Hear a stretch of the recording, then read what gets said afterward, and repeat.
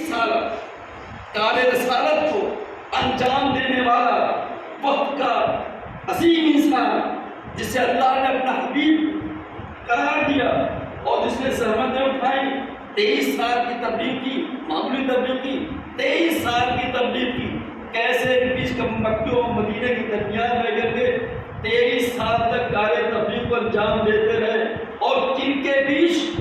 بددوؤں کے بیچ، وحشیوں کے بیچ، تہذیب ناشناؤں کے بیچ، قاتلوں کے بیچ، جاہلوں کے بیچ۔ عجیب بات ہے، یہ ریفائنڈ مذہب نہیں تھا، پڑھا لکھا مذہب نہیں تھا، بددوؤں کا تھا، وحشیوں کا تھا، خون خرابہ کرنے والوں کا تھا، قاتلوں کا تھا، اچکوں کا تھا، باشوں کا تھا، یہ انکلچرڈ مذہب تھا۔ مگر کمال ہے رحمت للعالمین کا، کمال ہے تبلیغ رسالت کا، ان وحشیوں کو مہذب بنا دینا، ان جاہلوں کو حروف شناس بنا دینا، ان قاتلوں کو مسیحا بنا دینا، ان سنگریزوں کو گوہر بنا دینا۔ یہ مرسل اعظم کی رحمت کا نام ہے کہ ان کے بیچ میں تبلیغ کر کر کے ان وحشیوں کو، ان جاہلوں کو، ان قاتلوں کو، کسی کو نہ جانے کس منزل کو پہنچا دیا، انہی گروہوں میں سے کسی کو مقداد بنا دیا، کسی کو بزرگ بنا دیا، کسی کو سلمان بنا دیا۔ تو پیغمبر اعظم نے 23 سال تک ایک مسلسل تبلیغ کے کام کو انجام دیا، اور اس میں نہ جانے کتنی ضرورتوں کا سامنا کرنا پڑا۔ کبھی بالکل زخمی سے چور ہو گئے، کبھی پتھروں کی چوٹ کھائی، کبھی پیٹ پر پتھر مارنا پڑا، کبھی خندق کھودنا پڑا، کبھی آگ کے سیلاب سے گزارنا پڑا، کبھی شمشیروں کا سامنا کرنا پڑا، کبھی جہاد کا سامنا کرنا پڑا، کبھی غزوے میں جانا پڑا، تمام مشکلات کا سامنا کیا۔ اور ان مشکلات کو سامنا کرنے کے بعد اب عمر کے اور تبلیغ کے آخری موڑ پر کارخانہ رسالت آ کے کھڑا ہے، یعنی بے دینوں کو، کافروں کو مسلمان بنا دیا، صاحب ایمان بنا دیا، قرآن والا بنا دیا، شریعت والا بنا دیا، توحید والا بنا دیا، اللہ سے قریب کر دیا۔ یہ سب کرنے کے بعد اب خدا یہ کہہ رہا ہے اپنے اس پیغمبر سے کہ اگر آپ نے اس پیغام کو نہ کیا، اگر آپ نے اس بات کا اعلان نہ کیا تو میرے پیغمبر آپ نے کچھ نہیں کیا، نمازوں کا پیغام کچھ نہیں، روزوں کا پیغام کچھ نہیں، حج کے ارکان کچھ نہیں، زکوٰۃ کچھ نہیں، علی منکر کچھ نہیں، امر بالمعروف کچھ نہیں، کار خیر کچھ نہیں۔ جب کچھ نہیں، اگر آپ نے اس کو انجام نہیں دیا، اگر آپ نے اعلان ولایت حیدر کرام نہیں کیا تو آپ نے گویا کوئی کار رسالت انجام ہی نہیں دیا۔ تو عزیزو، یہ عالم اسلام کے لیے میسج و پیغام ہے کہ وقت عظیم مرسل جب علی کی ولایت کے بغیر اس کی رسالت تکمیل کی منزلوں سے ہمکنار نہیں ہو سکتی، تو یہ وقت کے مسلمان علی کو چھوڑ کر کے کہاں جا سکتے ہیں؟ یہ وقت کے مسلمان ان نمازوں کے سہارے، روزوں کے سہارے، حج کے سہارے، جب مرسل اعظم بنا علی کے ان کی رسالت کی تکمیل نہ ہو سکے تو یہ ہم نمازی، ہم مسلمان، ہم کلمہ پڑھنے والے، نماز کرنے والے پھر کیا فرق کر سکتے ہیں کہ جب رسول جیسا عظیم الشان پیغمبر بغیر علی کی ولایت کے اس کی کار رسالت مکمل نہیں ہے تو ہماری شریعت کہاں سے مکمل ہونے والی ہے؟ ایک درود پڑھیں آپ تمام۔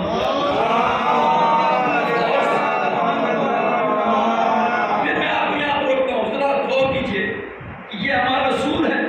پروردگار عالم نے روز اقص نبیوں کو نبوت دینے سے پہلے ایک عہد دیا تھا تمام پیغمبروں سے بالکل پہلے دن عرش اعظم پر نبیوں کو نبوت دینے سے پہلے ایک پرومس، ایک وعدہ، ایک عہد، ایک میثاق، یہ قرآن کی میں بات کر رہا ہوں، اس کی آیت میثاق کی آیت قرآن کے اندر، یہ قرآن میں اس کا ڈسکرائب کیا گیا ہے کہ پروردگار عالم نے عرش اعظم پر تمام نبیوں سے، آدم سے لے کے عیسیٰ تک جتنے بھی نبی ہیں، سارے نبیوں سے نبوت دیتے وقت، رسالت دیتے وقت ایک عہد و پیمان کرایا تھا۔ کیا کرایا تھا؟ غائب آدم تمہیں نبوت دے رہے ہیں، اے نوح تمہیں نبوت دے رہے ہیں، اے ابراہیم تمہیں خلت دے رہے ہیں، اے عیسیٰ تمہیں رسالت دے رہے ہیں، مگر شرط ہے، اور شرط یہ ہے کہ ہمارے آخری نبی محمد مصطفیٰ صلی اللہ علیہ وسلم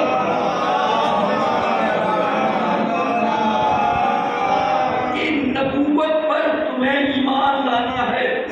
یہ وعدہ لیا جا رہا ہے نبیوں سے کہ تمہیں محمد صلی اللہ علیہ وسلم، محمد مصطفیٰ جو ہمارا وقت آخری نبی ہے، اس کی نبوت پر تمہیں ایمان لانا ہے. اگر تم ایمان لاؤ گے، اس کا وعدہ کرو، تو ہم تمہیں نبوت کا عہدہ دیتے ہیں.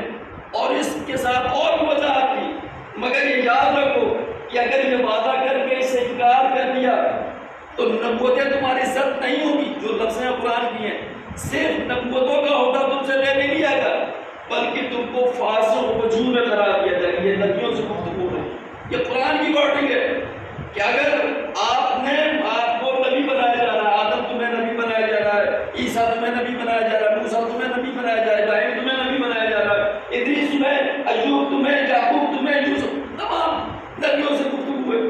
تم کو نبی بنایا جا رہا ہے، مگر شرط یہ ہے کہ تمہیں محمد کی نبوت پر یقین بھی رکھنا ہے، اقرار بھی کرنا ہے. کیا کہنا قدیر کے اعلان کی عظمت کو ملاحظہ فرمائیے. وہ محمد جس کے اقرار پر، جس کی رسالت کے اقرار پر 1,24,000 پیغمبروں کی نبوت لگی ہوئی ہے. محمد صلی اللہ علیہ وسلم کی عظمت پہ جائیے. وہ محمد عربی، وہ محمد مصطفیٰ، وہ حبیب کبریا، وہ شمس الضحیٰ، وہ بدر الدجا، جس کی رسالت کے ایمان کے اوپر 1,24,000 پیغمبروں کی نبوت کا دار و مدار ہے. اس محمد کی نبوت کا دار و مدار علی کی ولایت پر ہے.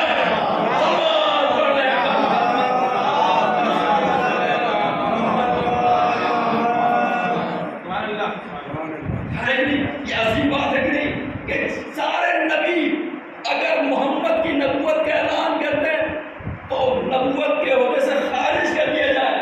اور خود محمد عربی اگر اس ولایت علی کا اعلان نہ کریں تو قرآن آواز دے رہا. ہم کیا کہہ رہے ہیں؟ قرآن آواز دے رہا ہے فما بلغنا رسالہ. اے رسول، آپ نے رسالت کا کام انجام ہی نہیں دیا. درود پڑھ رہے پر محمد.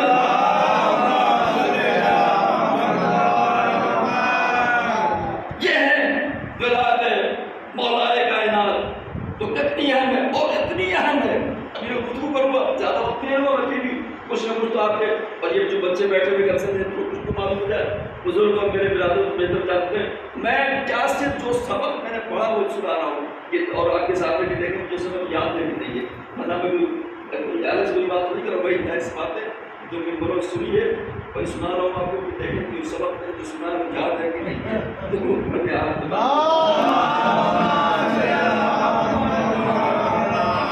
تو یہ اتنا اہم ہے میرے عزیزو، اتنا اہم ہے ولایت کہ اگر وقت کا حبیب جو جسے اللہ اپنا حبیب کہہ رہا ہے، جسے محبوب کر رہا ہے، جس کی جوتیاں شب معراج عرش کی بلندیوں کو روز رہی تھی، جو اللہ سے اتنا قریب تھا کہ صرف کمان کے کا فاصلہ تھا، جو اللہ و کعبہ و کوثر کی منزل پر تھا، جو صاحب معراج ہے، اس کی عظمت کا اندازہ لگائیے. جسے آدم اپنا سلام کہیں، جسے نوح اپنا مولا کہے، یہ عیسیٰ سلام کہے، یہ تمام انبیاء کا جو سردار ہو، جو انبیاء کا سردار ہو، جو ملائکہ کا سردار ہو، وہ سردار عالم و سردار دو جہاں، اس کی نبوت کا دار و مدار علی کی اعلان ولایت پر ہے. اندازہ لگائے کہ ولایت کتنی اہم ہے، ولایت کتنی عظیم ہے، علی کی محبت کتنی اہم ہے. اور ظاہر سی بات ہے اس کا اہتمام بھی ویسے ہوا. میں آگے تھوڑا سا آگے بڑھ جاتا ہوں کہ یہ ہے اس کا پس منظر اتنا عظیم ہے. اب محمد مصطفیٰ کو جب یہ وحی نازل ہوئی، اور یہ اس وقت وحی نازل ہوئی جب آپ اپنے آخری جمعے، اپنے آخری حج سے، یعنی حج بیت اللہ سے، یہ آخری حج ہے اپنی مرتبت کا. اور اس کا اگر آپ تاریخ کا مطالعہ کریں تو آپ یہ دیکھیں گے کہ یہ رسول نے جو اپنا آخری حج کیا ہے، اس کا باقاعدہ اناؤنسمنٹ کرایا ہے. یہ نہیں کہا کہ بس جیسے اور بار حج کیا چلے گا، نہیں. اس کے لیے جو آخری حج تھا تو آس پاس کے جو نیبرنگ سٹی کے آس پاس کے جو شہر تھے ان شہروں میں اپنے ایجی بھیجا کہ رسول یہ اپنے آخری حج کے لیے جا رہے ہیں، جو ہم سفر ہونا چاہے وہ ہو جائے، اس کا اعلان کرایا۔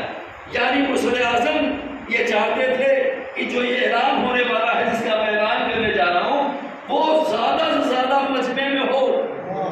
اور اس پر جو بات آگے تو یہ بھی عرض کروں کہ ختمی مرتبت نے 23 سالہ رسالتی تحریک میں جو خطبہ دیا ہے وہ خطبہ 10 منٹ کا ہے، 5 منٹ کا ہے، زیادہ سے زیادہ 20 منٹ کا، اس زیادہ کوئی بڑا خطبہ نہیں ہے۔ اور جہاں خطبہ آپ نے دیا ہے وہ زیادہ تر جگہ وہ ہے جو مسجد نبوی ہے، زیادہ تر وہ جگہ ہے جہاں پر نشست ہوا کرتے جہاں بیٹھتے تھے، زیادہ تر خطبہ آپ نے وہاں دیا ہے۔ اور زیادہ سے زیادہ اس کا جو ٹائمنگ اس کی ہے وہ 10 منٹ، 20 منٹ، 25 منٹ، 30 منٹ مان لیتے ہیں۔ مگر عجیب یہ خطبہ ولایت مولا کائنات ہے، نہ بند کمرے میں ہے۔ اچھا اور بھی سنیے کہ جب یہ خطبہ دیا ہے تو تعداد جو تھی 25-50 ہزار، بس اس سے زیادہ نہیں۔ یہ تمام خطبے جو دیے ختمی مرتبت نے اپنی 23 سالہ زندگی میں تعداد میں بھی 1000 سے زیادہ نہیں، وقت کے لحاظ سے 20-30 میں سے زیادہ نہیں، اور ایک بند کمرے میں ایک سٹنگ میں انہوں نے دیا ہے۔ مگر عجیب امتیاز ہے اعلان ولایت حیدر کردار کا کہ اسے دیا تو بند کمرے میں نہیں، کھلے میدان میں۔ اور یہ خطبہ 20 منٹ 25 منٹ کے نہیں، جیسے پڑھا جائے تو کم سے کم 1.5 گھنٹے کا ہے۔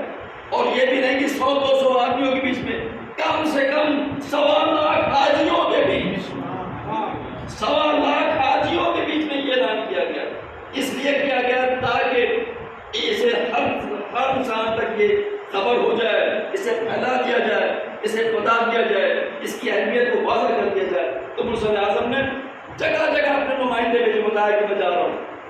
اور جب آئے حج کر لیا، اور حج کرنے کے بعد یہ سب بڑی حکمتیں تھیں۔ دیکھیے اعلان تو سب سے اچھا یہ تھا، میں جو سمجھتا ہوں کہ اعلان سب سے اچھا یہ تھا کہ جہاں مکہ تھا، خانہ کعبہ تھا، وہیں پر چاہیے تھا مرسل اعظم کو اعلان کرتے کہ خانہ کعبہ کی حرمت بھی سامنے ہے، اللہ کا گھر بھی ہے، اس سے زیادہ محترم جگہ کیا ہو سکتی تھی کہ اللہ کے گھر میں علی کے ولی کا اعلان ہو رہا ہوگا۔ مگر حکمت مرسل اعظم بہتر جانتی ہے اور جواب دے گی کہ اگر ہم مکے میں خانہ کعبہ میں اعلان قدیر کرتے، اعلان ولایت مولا کائنات کرتے، تو بہت سے حاجی اور منافق ایسے تھے جو یہ کہہ کے بچ جاتے کہ ہم تو اس وقت طواف میں مشغول تھے، ہم نے تو یہ سنا ہی نہیں۔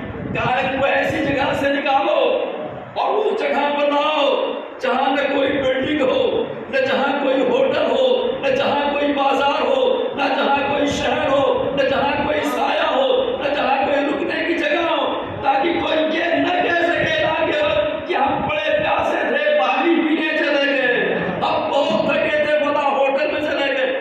ایسی جگہ پر لاؤ جہاں پر نہ کوئی سایہ ہو، نہ کہیں قیام کرنے کی جگہ ہو، نہ کہیں آدمی چھپ سکتا ہو، یہاں تک کہ کوئی پیڑ کا سایہ بھی نہیں، تاکہ اس میں یہ آدمی کیا کہ بچ سکے کہ صاحب پیڑ کے سایہ میں جا کے سو گئے تھے۔ بالکل کھلا ہوا میدان، ریت ہی ریت، اور وہ بھی وقت جب چنا پیغمبر اعظم نے، وقت وہ چنا کہ نصف النہار، جب سورج بالکل آسمان بالکل سیدھا تھا، بالکل تپتا ہوا سورج، اور جانتے ہیں ریگستان کا ٹیمپریچر کتنا ہوتا ہے، بالکل اوپر میں سورج آگ برساتا ہوا، نیچے ریت آگ برساتی ہوئی۔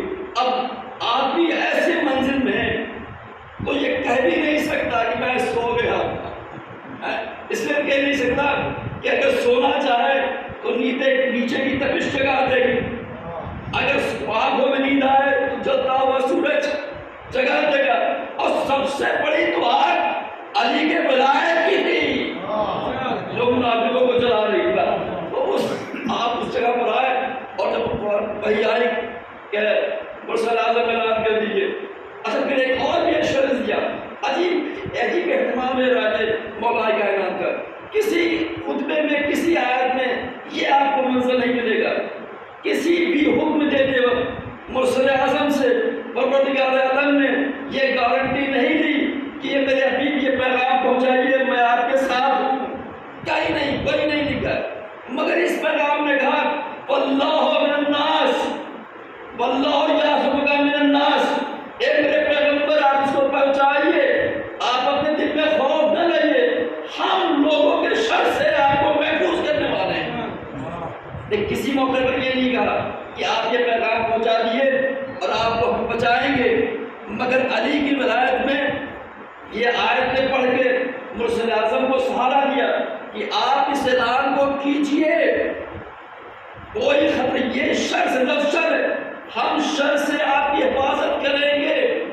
تو دو باتیں اس کے سامنے آ جاتی ہے، مجمع کون سا ہے جہاں پر اعلان ہو رہا ہے؟ مسلمانوں کا مجمع ہے، غیر کا مجمع ہندوستان نہیں ہے، یہ عربستان ہے، وہاں سب مسلمان ہیں، مسلمان بھی نہیں ہیں، سب کے سب صحابی ہیں، سب کے سب حاجی ہیں۔ پھر ایسے موقع پر یہ وحی کا لہجہ کیوں کیا گیا؟ اے رسول آپ اس حکم کو پہنچائیے، ہم آپ کی شر سے حفاظت کریں گے۔ اس کا مطلب معلوم یہ ہوا کہ ان حاجیوں کے بھیس میں بھی کچھ شرارتی لوگ تھے جن سے شرار کا خطرہ تھا۔ تو بڑی آواز ہے، اے میرے پیغمبر اعلان کیجیے، ہم آپ کو ان سے محفوظ کرنے والے، ان سے بچانے والے۔ پھر یہ پیغمبر اسلام میں کتب آگے میں پڑھا، سب اعلان ہوا، روکا گیا، ایک اذان کی آواز بلند ہوئی، یہ پہلی بار بلند ہوئی آواز، حی علی خیر العمل۔ یہ آواز آگے والوں نے بھی سنا، یہ آواز پیچھے کے قافلے والوں نے سنا۔ جب یہ آواز کو آگے والوں نے سنا تو یہ لوٹ کر کے پیچھے آئے، جب پیچھے والوں نے سنا تو اپنے رفتار بڑھا کر کے جلدی سے اس مقام تک آئے۔ یہ ایک پیغام تھا مرسل اعظم کا کہ یہ دن تک یاد رکھو، جب علی کا ذکر آ جائے، جب علی کا نام آ جائے تو خبردار اس سے آگے نہ جانا، اور جب علی کا تذکرہ ہو تو یہ بھی یاد رکھنا کہ اس تذکرے میں پیچھے نہ رہ جانا، بلکہ اس نقطے پر آ جانا۔ اور یہ بھی بتا دیا ساتھ ساتھ کہ اگر اتحاد چاہتے ہو، اگر آپس میں ایک جگہ نقطے پر آنا چاہتے ہو تو صرف علی کا وہ نام ہے، وہ ذکر حیدر کردار ہے جہاں پر دنیا ایک نقطے پر آ سکتی ہے، بس شرط یہ کہ دل میں محبت علی ہونی چاہیے۔ درود پڑھنے پر محمد۔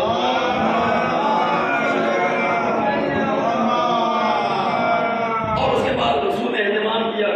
اب رسول نے جو اہتمام کیا، خطبہ دیا، اور خطبے کی سبھی کو ایک بار کم سے کم اس خطبے کو پڑھنا چاہیے، ضرور ایک بار کا زندگی پڑھنا چاہیے۔ بڑا طویل خطبہ ہے اور سارے اس کے اندر سب سے پہلے تو اللہ کی حمد ہے، ثنا ہے، پھر اس کے بعد اپنی باتیں، بہت سی باتیں، میں اس کی تھوڑی سی بات دو چار لائنیں بتاتا ہوں۔ ایک لمبا خطبہ دیا، اور خطبہ دینے کے بعد دیتے اور یہ ساری بات اللہ کی کبریائی کا تذکرہ، اس کی عظمت کا تذکرہ، اس کی حمد، اس کی ثنا، پھر اپنے کارنامے جو پروردگار نے مجھے حکم دیا تھا وہ میں نے پہنچایا کہ نہیں، اس کی تکمیل کی کہ نہیں، یہ نماز کا حکم دیا کہ نہیں، یہ ساری باتیں کرتے اور ایک بار آگے پوچھا، اچھا یہ بتاؤ کہ تمہارے نفسوں پر میرا حق ہے کہ نہیں؟ اب یہ پوچھا کہ تمہاری جانوں کے اوپر میرا تصرف ہے کہ نہیں، تو مجھے اپنا آقا اور مولا مانتے ہو کہ نہیں؟ تو سارے مجمع نے ایک زبان ہو گیا، یا رسول اللہ بے شک لارے ہماری جانوں پر، ہمارے نفسوں پر، ہم پر آپ کی مکمل حکمرانی ہے، آپ ہی ہمارے آقا ہیں، آپ ہی ہمارے مولا ہیں۔ یہ جب سارے مجمع نے کہہ دیا، اب اس کے بعد مرسل اعظم نے علی کی طرف دیکھا۔ اچھا یہ پہلی بار جب شان کی بات کی، عجیب پہلی بار یہ امتیاز ہو رہا تھا کہ جب بھی ممبر پہ کھڑے ہوتے تھے مرسل اعظم بیٹھتے تھے تنہا ہوتے تھے، مگر ابھی غدیر کے میدان میں ایک تو بالا نے شکر کا بنایا گیا تھا ممبر، ایک نئے طریقے کا ممبر بنا تھا، اس ممبر پر تنہا مرسل اعظم جلوہ کر رہے تھے، بلکہ مرسل اعظم ایک ممبر کے سینے بیٹھے تھے، اس کے والے پہ حیدر کردار جلوہ کرتے، دونوں تھے، یعنی ایک طرف شمس الضحیٰ، دوسری طرف بدر الدجا، ایک طرف حبیب کبریا، ایک طرف وارث حبیب کبریا، دونوں ایک جگہ۔ اب یہ کہنے کے بعد جب یہ بات کہہ لی، ارشاد کہہ لیا کہ تمہارے جانوں پر ہمارا تصرف ہے، ہمارا حق ہے، اور اس کے بعد علی کی طرف دیکھا، اور دیکھا ہی نہیں بلکہ اپنے دونوں ہاتھوں سے، کئی لوگ یہ کہتے ہیں کہ آپ علی کی شجاعت بیان کرتے ہیں، مرسل اعظم کی شجاعت نہیں بیان کرتے. اور دیکھو غدیر میدان، اور میدان غدیر میں دیکھو علی نبی کی شجاعت ہم بیان کرتے ہیں. وہ علی جس نے اپنے 2 انگلیوں سے اپنی بھرپور جوانی میں باب خیبر کو پھاڑ دیا. ابھی آپ نے سنا وہ علی جو اپنی بھرپور جوانی میں صرف 2 انگلیوں سے باب خیبر اکھاڑ دیا، جسے 40 زیادہ آدمی مل کے کھودتے تھے. آج اس علی کو پیغمبر اسلام اپنی ضعیفی میں دونوں ہاتھوں سے پلٹ کر رہے ہیں. تو جو علی باب خیبر اکھاڑ لے اسے نبی اپنے دونوں ہاتھوں سے بلند کر دیتا ہے. اور اب علی کا دونوں ہاتھوں میں لیا، منظر دیکھیے، ہاتھوں میں لیا اور لینے کے بعد آپ نے مجمع کی طرف ایک ہی طرف نہیں بلکہ پورے مجمع کی طرف اس طرح سے لے کے اسلام دکھائے. کمال ہے شجاعت پیغمبر اسلام. دیکھیے یہ نبی کی ضعیفی ہے، علی کی جوانی ہے.